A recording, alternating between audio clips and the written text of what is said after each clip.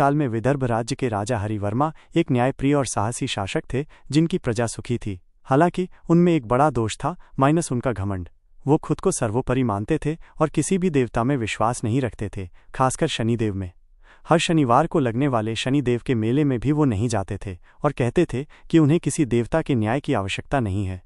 जब ये बात शनिदेव तक पहुंची तो उन्होंने राजा की परीक्षा लेने का निश्चय किया। एक शनिवार से ही राजा के जीवन में दुर्भाग्य का चक्र शुरू हो गया। उनके महल में आग लग गई और खजाना भस्म हो गया। सेनापति घायल हो गया, जिससे उन्हें युद्ध में हार मिली।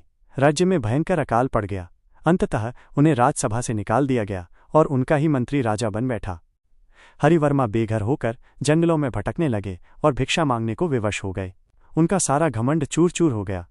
एक दिन उनकी मुलाकात एक बूढ़े साधु से हुई जो वास्तव में शनिदेव ही थे। साधु ने जब उनके दुख का कारण पूछा तो राजा रो पड़े और अपनी गलती स्वीकार की कि उन्होंने शनिदेव का अपमान किया था।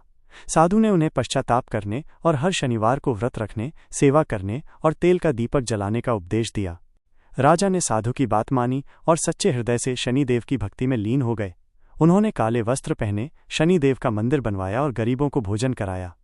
21 शनिवार के बाद एक रात जब वो सोए तो सुबह उठने पर उन्होंने खुद को फिर से अपने महल में पाया और उनका मंत्री उनके चरणों में था।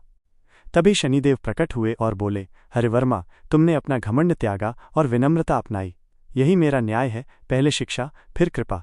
राजा ने सिर झुकाकर कहा, अब मैं समझ गया, शनि केवल दंड नहीं देते, वे हमें आत्मबोध कराते हैं। कहानी से शिक्षा। यह कहानी हमें सिखाती है कि शनिदेव हमें दंड नहीं बल्कि चेतावनी और शिक्षा देते हैं। घमंड का पतन निश्चित है और विनम्रता ही सबसे बड़ा गुण है। सच्चे हृदय से की गई शनिदेव की पूजा से अवश्य कृपा मिलती है। जीवन में आने वाले दुख में कोई न कोई सीख छिपी होती है।